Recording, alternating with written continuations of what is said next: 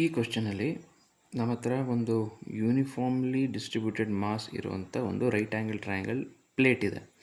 ಆ ಪ್ಲೇಟ್ನ mass M ಇದೆ. ಸೊ ಸೈಡ್ಸ್ ಕೊಟ್ಟಿದ್ದಾರೆ L/√2 ಸೊ ಇವಾಗ ಒಂದು axis it is passing through point B and ಆ ಪಾಯಿಂಟ್ ಬಿಯಲ್ಲಿ ಆ್ಯಕ್ಸಿಸ್ಸು ಈಗ ಪ್ಲೇನ್ ಆಫ್ ದ ಪೇಪರ್ಗೆ ಪರ್ಪೆಂಡಿಕ್ಯುಲರ್ ಇದೆ, ಅಂದರೆ ಹೀಗಿದೆ ಆ್ಯಕ್ಸಿಸ್. ಸೊ ಇವಾಗ ನಾವು moment of inertia about this axis find out ಮಾಡಬೇಕು.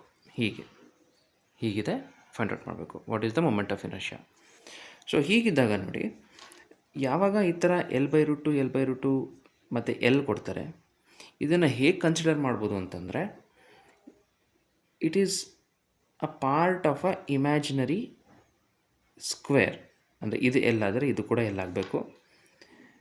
ಇದು ಕಂಪ್ಲೀಟ್ ಮಾಡ್ತಿದ್ದೀವಿ ಸ್ಕ್ವೇರ್ನ. ಅದೇ ಥರ ಇದು. ಸೊ ಇದು L, ಇದು L ಆ್ಯಂಡ್ ಇದು L/√2, ಇದು L/√2, ಇದು L/√2, ಇದು ಕೂಡ L/√2. So basically it is ನಾವು ಮೂಮೆಂಟ್ ಆಫ್ ಇನರ್ಷಿಯಾ ಆಫ್ ಈ ಸ್ಕ್ವೇರ್ ಕಂಡುಹಿಡ್ಕೊಂಡು and moment of inertia scalar quantity ಆಗಿರೋದ್ರಿಂದ ಮತ್ತು ಎಲ್ಲ ಪಾರ್ಟ್ಸು ಈಕ್ವಲ್ ಇರೋದ್ರಿಂದ ಡಿವೈಡ್/4 ಮಾಡ್ಬಿಡ್ಬೋದು. ಸೊ ಅದಕ್ಕೋಸ್ಕರ ನಮಗೆ moment of inertia of a square plate about its centre axis ಹೀಗಿದ್ದಾಗ ಸ್ಕ್ವೇರ್ನ ಮೂಮೆಂಟ್ ಆಫ್ ಇನರ್ಷಿಯಾ ಎಷ್ಟು ಅಂತ ಕಂಡುಕೊಬೇಕು. ಈ ಸ್ಕ್ವೇರ್ ಪ್ಲೇಟ್ನ ಮೂಮೆಂಟ್ ಆಫ್ ಇನರ್ಷಿಯಾ ಎಷ್ಟು ಅಂತ ಕಂಡುಕೊಬೇಕು. ಸೊ ಅದನ್ನು ಹೇಗೆ ಕ್ಯಾಲ್ಕುಲೇಟ್ ಮಾಡ್ಕೊಳ್ಳೋಣ ಅಂತಂದರೆ ನೋಡಿ, ಸೊ ಒಂದು ಸ್ಕ್ವೇರ್ ತೊಗೊಳ್ಳೋಣ. ಸ್ಕ್ವೇರ್ನ ಲೆಂತ್ L ಅಂತ ಅಂದ್ಕೊಳ್ಳೋಣ. ಆ್ಯಂಡ್ ಈ ಪಾಯಿಂಟಲ್ಲಿ which is the centre of the square, ಈ point about moment of inertia calculate ಮಾಡ್ಕೊಳ್ಳೋಣ ಆ್ಯಕ್ಸಿಸ್ ಹೀಗಿದ್ದಾಗ.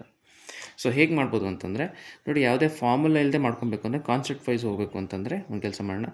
ಸೊ ಒಂದು ಆ್ಯಕ್ಸಿಸ್ ಹೀಗೆ ತೊಗೊಳ್ಳೋಣ, ಇದನ್ನು ಎಕ್ಸ್ ಅಂತ ಅಂದ್ಕೊಳ್ಳೋಣ. ಸೊ ಅಬೌಟ್ ಎಕ್ಸ್ ಇದ್ದಾಗ if the mass of the square, total mass of the square is small M ಅಂತ ಅಂದ್ಕೊಂಡ್ರೆ ಇದನ್ನು ನಾವು ಹೀಗೆ ಡಿವೈಡ್ ಮಾಡ್ಬೋದು.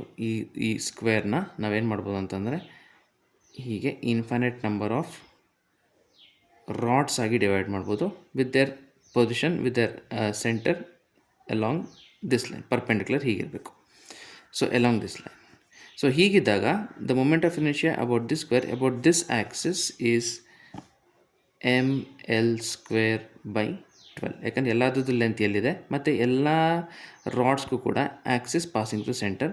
ಸೊ ಒಂದೊಂದು ಮಾಸು ಸ್ಮಾಲ್ ಎಮ್ ಅಂತ ಅಂದ್ಕೊಂಡ್ರೆ ಎಲ್ಲರದ್ದು L²/12 ಆಗಿ ಎಲ್ಲಾದರೂ ಟೋಟಲ್ ಮಾಸ್ ಎಮ್ ಆ್ಯಡ್ ಆಗುತ್ತೆ. ಸೊ ಅದೇ ಥರ moment of inertia about this Axis, ಇದನ್ನು ವೈ ಅಂತ ಅಂದ್ಕೊಳ್ಳೋಣ. ಆ್ಯಂಡ್ ಇದರ ಮೂಮೆಂಟ್ ಆಫ್ ಇನರ್ಷಿಯಾ ಕೂಡ ನೋಡಿ, ಅಬೌಟ್ ದಿಸ್ ಆ್ಯಕ್ಸಿಸ್ mL²/12 ಇತ್ತು ಅಂತಾರೆ, ಸಿಮೆಟ್ರಿಕ್ ಇರೋದ್ರಿಂದ ಅಬೌಟ್ ದಿಸ್ ಆ್ಯಕ್ಸಿಸ್ ಕೂಡ, ಅಬೌಟ್ ವೈ ಆ್ಯಕ್ಸಿಸ್ ಕೂಡ mL²/12 ಆಗುತ್ತೆ. ಸೊ ನಮಗೆ moment of inertia about this axis ಬೇಕು, ಪರ್ಪೆಂಡಿಕ್ಯುಲರ್ ಅಂದರೆ ಎಕ್ಸ್ಗೂ ಪರ್ಪೆಂಡಿಕ್ಯುಲರ್, ವೈಗೂ ಪರ್ಪೆಂಡಿಕ್ಯುಲರ್.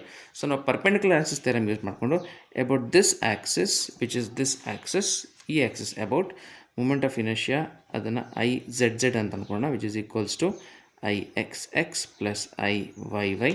mL²/12 is 2 mL²/12 ಅಂದರೆ mL²/6, where m is the mass of this plate. ಅಂದರೆ ಇಲ್ಲಿ ನಾವು ಟೋಟಲ್ ಮಾಸ್ ಆಫ್ ದ ಪ್ಲೇಟ್ನ ಎಮ್ ಅಂತ ಅಂದ್ಕೊಂಡಿದ್ದೀವಿ, ಬಟ್ ಇಲ್ಲಿ total mass of the plate ಇದ್ರದ್ದು ಕ್ಯಾಪಿಟಲ್ ಎಮ್ ಆದರೆ ಇದ್ರದ್ದು ಎಮ್ಮು, ಇದ್ರದ್ದು ಎಮ್ಮು, ಇದ್ರದ್ದು ಎಮ್ಮು. ಸೊ ಟೋಟಲ್ ಮಾಸ್ ಅಲ್ಲಿಗೆ total mass small M is equals to capital 4M ಆಗುತ್ತೆ. ಸೊ ಇದನ್ನೇ ನಾವಿಲ್ಲಿ ಅಪ್ಲೈ ಮಾಡೋಣ ಇವಾಗ, ವಿಚ್ ಈಸ್ ಇದರ ಮೂಮೆಂಟ್ ಆಫ್ ಇನರ್ಷಿಯಾ, ಈ ಸ್ಕ್ವೇರ್ನ moment of inertia about this axis is 4M, ಅಂದರೆ ಎಮ್ ಜಾಗಕ್ಕೆ 4M ಆ್ಯಂಡ್ ಎಲ್ ಅಂತಂದರೆ ಸೈಡ್ ಲೆಂತು, ಇಲ್ಲಿ ಸೈಡ್ ಲೆಂತ್ ಎಲ್ಲಿದೆ mL²/6.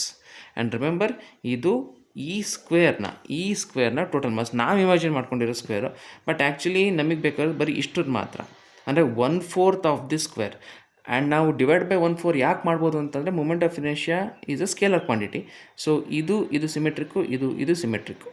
ಸೊ ದೇರ್ ಫೋರ್ ಬರೀ ಇಷ್ಟದು ಒಂದ್ರ ಪಾರ್ಟ್ರದ್ದು ಮಾತ್ರ ಮೂಮೆಂಟ್ ಆಫ್ ಇನರ್ಷಿಯಾ ನಾವು ಐ ಅಂತ ಅಂದ್ಕೊಂಡ್ರೆ, ನಮಗೆ ಬೇಕಾಗಿರೋದು ಐ ಅಂತ ಅಂದ್ಕೊಂಡ್ರೆ, ಸೊ ಇದು ಟೋಟಲು ನಾವು IT ಅಂತ ಅಂದ್ಕೊಳ್ಳೋಣ. So I T total is equals to about this axis ಇದ್ರದ್ದು ಪ್ಲಸ್ ಇದ್ರದ್ದು ಪ್ಲಸ್ ಇದ್ರದ್ದು ಪ್ಲಸ್ ಇದ್ರದ್ದು. ಸೊ ಟೋಟಲ್ 4i ಆಗುತ್ತೆ. ನಮಗೆ ಬೇಕಾಗಿರೋದು ಬರೀ ಇದು ಮಾತ್ರ. I is equals to I T by 4. So I T ಅಂತಂದರೆ total 4ml² upon 6 divided by 4 cancel ಆಗುತ್ತೆ. ml² by 6. ನಿಮಗೆ ಒಂದು ವೇಳೆ moment of inertia of a square plate about this centre ಗೊತ್ತಿತ್ತು ಮುಂಚೆನೇ ಅಂತಂದರೆ ನಿಮಗೆ ಈ ಪ್ರಾಬ್ಲಮ್ ಇನ್ನೂ ಈಸಿಯಾಗಿ ಅರ್ಥ ಆಗುತ್ತೆ, ಇನ್ನೂ ಈಸಿಯಾಗಿ ಬೇಗ ಆಗುತ್ತೆ.